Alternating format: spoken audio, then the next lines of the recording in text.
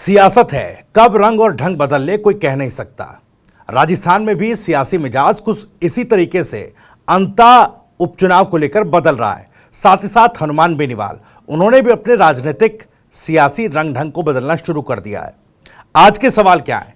पहला सवाल तो ये कि बीकानेर में ही क्यों हनुमान बेनीवाल स्थापना दिवस पर रैली करने जा रहे हैं, या फिर स्थापना दिवस का जो पार्टी का आरएलपी का स्थापना दिवस का कार्यक्रम है वो बीकानेर ही से क्यों किया जा रहा है। दूसरा सवाल, कांग्रेस बीजेपी दोनों पर क्यों हमलावर हैं हनुमान बेनीवाल।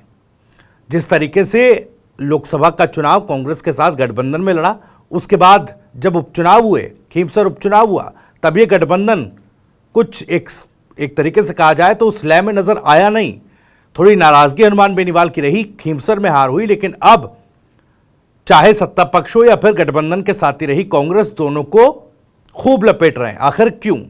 तीसरा सवाल, अंता में नरेश मीणा को किसका साथ मिल गया? एक तरफ तो हनुमान बेनीवाल और राजकुमार राव, जिन्हें अपने 5 पांडवों में नरेश मीणा गिनते थे, वो उनसे अलग नजर आ रहे हैं। ऐसे में किस नेता का या किस पार्टी का उनको साथ मिला, ये सवाल। और चौथा सवाल, उपचुनाव से पहले क्या अंता का सियासी मिजाज बदल रहा है? इन्हीं तमाम सवालों के जवाब टटोलने की कोशिश करेंगे। वीडियो में आगे बढ़े उससे पहले आपको बता दें, राजस्थान की राजनीति, उसके सटीक विश्लेषण और अंदर की खबरें दिखाने वाला स्पेशल शो इनसाइड स्टोरी के साथ मैं हूं भविष्य त्यागी। तो चलिए शुरुआत करते हैं हनुमान बेनीवाल से। 29 अक्टूबर यानी कि कल बीकानेर से पार्टी के स्थापना दिवस को आरएलपी मना रही है, बीकानेर में मना रही है। इसके लिए जनसंवाद कर रहे हैं हनुमान बेनीवाल। अलग अलग जगहों पर जाकर बीकानेर में आरएलपी के समर्थक, उसके कार्यकर्ता और लोगों से जुटने की अपील कर रहे हैं। आप तस्वीरें भी देख रहे होंगे, अलग अलग जगह जाकर हनुमान बेनीवाल ये जनसंवाद कार्यक्रम कर रहे हैं। अब चूंकि 29 तारीख यानी कल स्थापना दिवस आरएलपी का है, तो ऐसे में बीकानेर में बड़ी रैली कर अपनी ताकत हनुमान बेनीवाल दिखाएंगे। वो दिखाना चाहते हैं कि राजस्थान में कांग्रेस और बीजेपी से अलग कोई नाम अगर है राजनीतिक तौर पर, तो वो हनुमान बेनीवाल है। ये बात वो स्थापित कर देना चाहते हैं। और इसी क्रम में देखिए, हनुमान बेनीवाल चाहे बीजेपी हो यानी सत्तादल हो या फिर कांग्रेस हो, दोनों पर भरपूर तरीके से हमलावर हो रहे हैं। किरोड़ी मीणा पर हमलावर हो रहे हैं और खुद को प्रोजेक्ट कर रहे हैं इस तरीके से कि देखिए, मैं हूं एक ऐसा नेता जो सत्ता से टकराने की हिम्मत रखता है। टकराव वाली राजनीति, जो सत्ता से, सिस्टम से, एडमिनिस्ट्रेशन से टकराव वाली राजनीति है, उसमें सबसे ऊपर अपने नाम को स्थापित कर देना चाहते हैं। लेकिन बीकानेर ही क्यों? देखिए, बीकानेर में स्थापना दिवस मनाया जा रहा है। आखिर बीकानेर क्यों चुना गया? नागौर जो गढ़ है हनुमान बेनीवाल का, आरएलपी का, वहां पर क्यों ये रैली नहीं की जा रही है?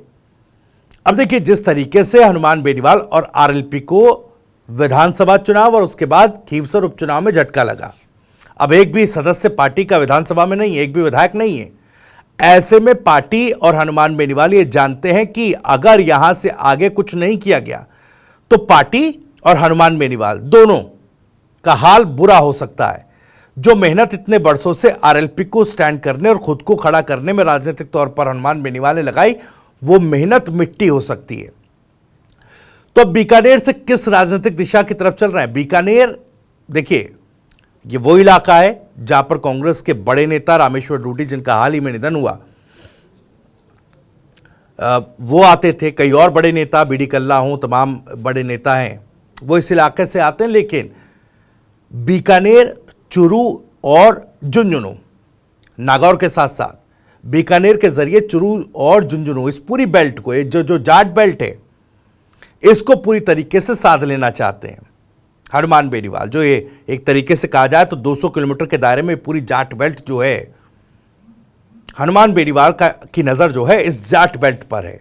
बीकानेर के जरिए बीकानेर, चुरू और झुंझुनू, कुल मिलाकर इन तीनों जिलों पर बीकानेर की धरती से नज़र हनुमान बेनीवाल की है। अब देखिए, कुछ लोगों का कहना है कि आने वाले समय में चूंकि राजस्थान में जनगणना की जो घोषणा होगी, उसके बाद डिलिमिटेशन होगा यानी परिसीमन होगा। और खास तौर पर बड़े शहर जैसे राजधानी जयपुर या फिर बड़े शहरों से इतर जो रूरल इलाके हैं उसमें से सीटें जो हैं वो तोड़ी जाएंगी और टूट करके अलग विधानसभाएं और कॉन्स्टिट्यूएंसीज बनेंगी। लोकसभा और विधानसभा क्षेत्र अलग होंगे, खास करके रूरल एरियाज से।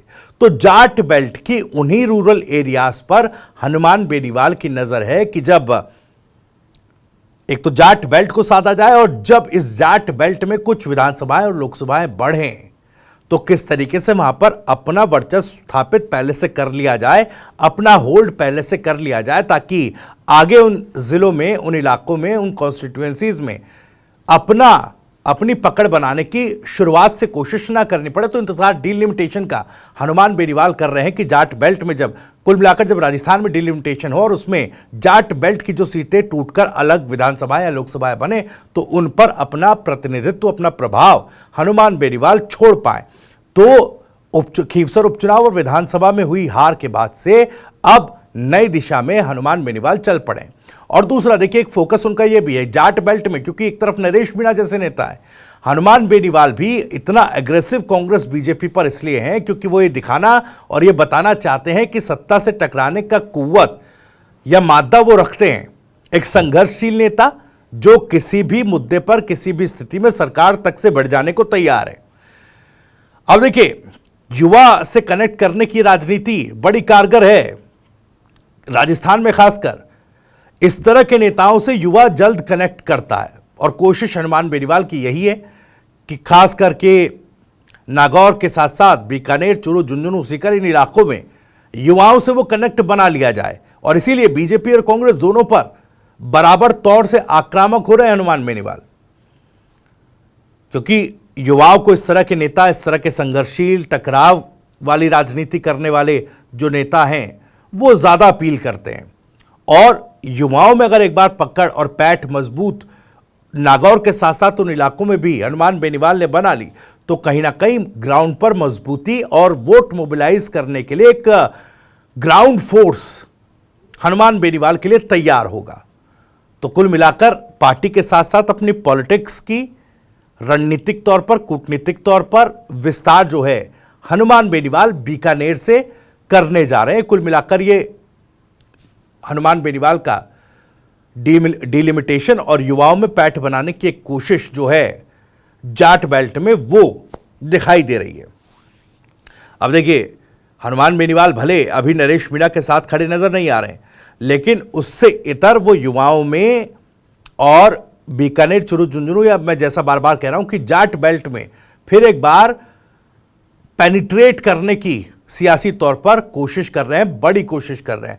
हालांकि इस तरह की राजनीति वो पिछले कुछ समय से करते आए हैं। खींवसर उपचुनाव में हार के बाद से लगातार वो ये कह रहे हैं कि देखिए मेरा वोट शेयर तो घटा नहीं है, वोट परसेंटेज तो घटा नहीं है, भले मेरी हार हो गई खींवसर में, लेकिन वो ये जानते हैं कि अब पार्टी को वोट प्रतिशत के साथ साथ सीटों में भी इनको तब्दील करना होगा आने वाले चुनाव में, चाहे 2028 और 2028 में अगर अभी से हनुमान बेनीवाल ने मेहनत नहीं करी तो 2028 में बड़ी मुश्किल हो सकती है।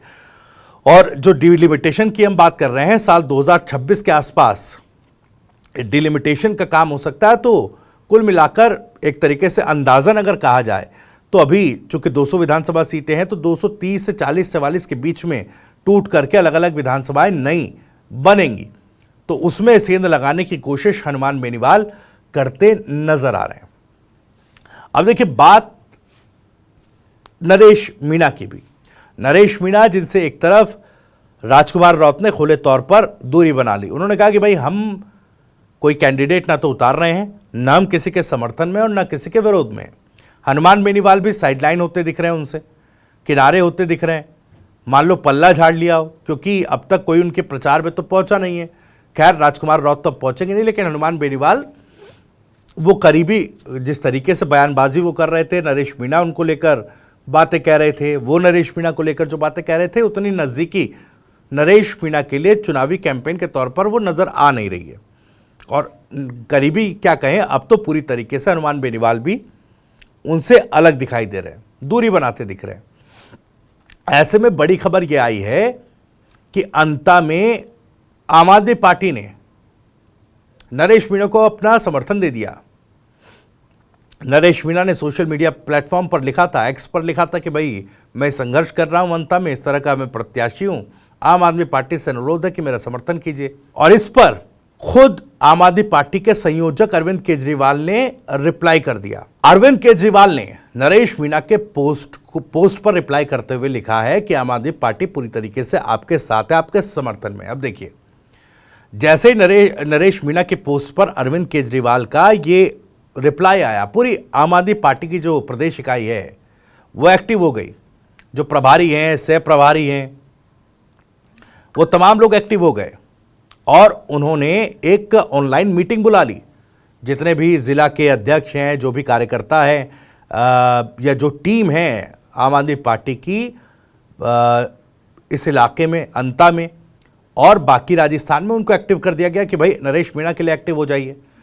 हालांकि कितना मजबूती आम आदमी पार्टी नरेश मीणा को दे पाएगी, ये इसलिए थोड़ा सा अभी कंफ्यूजन इसको लेकर है क्योंकि आम आदमी पार्टी का कितना बड़ा कैडर है, क्या कैडर है, खुद पार्टी राजस्थान में कहां स्टैंड करती है, ये सबको पता है। तो ऐसे में अरविंद केजरीवाल का या आम आदमी पार्टी का भी साथ नरेश मीणा का आ जाना कितना लाभदायक उनके लिए होगा। लेकिन एक टैग जरूर लगा कि राष्ट्रीय नेता का हाथ नरेश मीणा के सर पर आया है, तो ये एक कहीं ना कहीं नया नैरेटिव बिल्डअप नरेश मीणा के लिए कर सकता है। और जब राष्ट्रीय नेता साथ हो तो कहीं ना कहीं कांग्रेस और हनुमान बेनीवाल और राजकुमार रोत जैसे नेताओं की जो कमी है उसको कहीं हद तक वो पूरा कर सकता है, अगर वो नरेश मीणा उस नैरेटिव को बिल्डअप कर पाए तो। क्योंकि नरेश मीणा भी जानते हैं और आम आदमी पार्टी भी जानती है कि कोई बहुत बड़ा कैडर आम आदमी पार्टी का नहीं है, बहुत वर्कफोर्स ग्राउंड पर नहीं है जो नरेश मीणा के लिए वोट मोबिलाइज कर पाए। लेकिन वो नैरेटिव ज़रूर है, वो नैरेटिव ज़रूर है कि आम आदमी पार्टी जो कि राष्ट्रीय पार्टी है, उसके सबसे बड़े नेता का हाथ नरेश मीणा के सर पर है। अब कितना बुरा पाते हैं नरेश मीणा, ये अपने आप में सवाल, लेकिन इससे जुड़ी और भी अपडेट्स आप तक लगातार पहुंचाते रहेंगे। फिलहाल इनसाइड स्टोरी में इतना ही। वीडियो और जानकारी पसंद आई हो तो वीडियो को लाइक करें, ज़्यादा से ज़्यादा शेयर करें। आप भी इस मामले पर कुछ कहना चाहते हैं तो कमेंट बॉक्स आपके लिए खुला हुआ है, अपनी बात, सवाल और राय कमेंट बॉक्स के जरिए हम तक पहुंचा सकते हैं। राजस्थान से जुड़ी और भी तमाम खबरों को सबसे पहले जानने के लिए सब्सक्राइब जरूर कर लीजिए। TV9 राजस्थान। नमस्कार।